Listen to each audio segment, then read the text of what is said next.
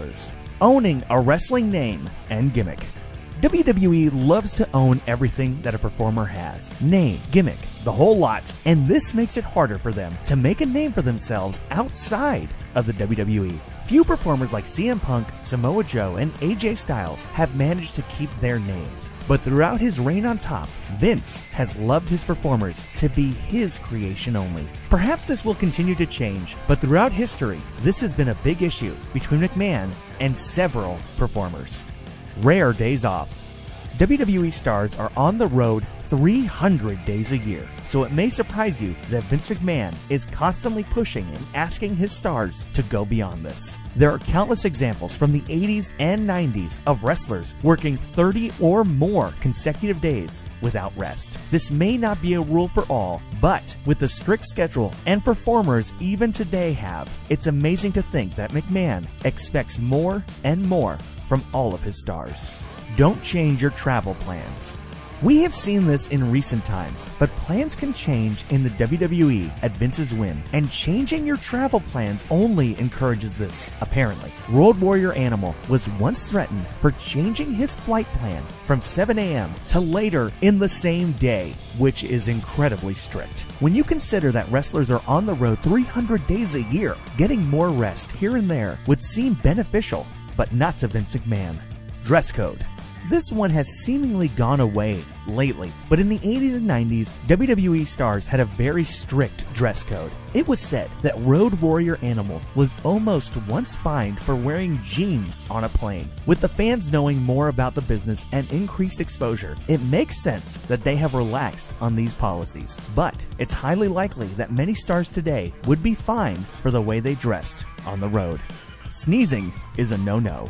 Now you may think this is a joke, but you wouldn't be alone, as many backstage personalities made fun of this also. This was due to Vince's durability as a workaholic, as he felt anyone sneezing around him would prevent him from doing his job 100%. Regardless, Jim Ross and many others find his anger towards sneezing laughable, giving some credence to his reputation as a crazy man.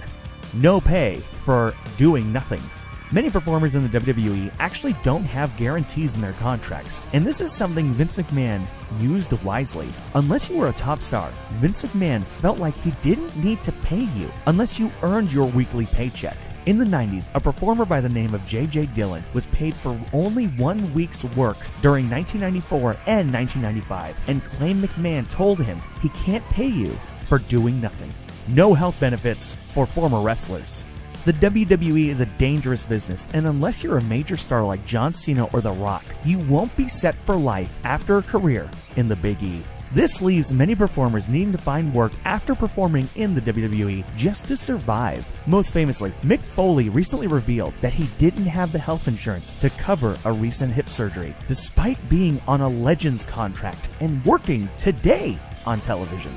Having to lick your wounds.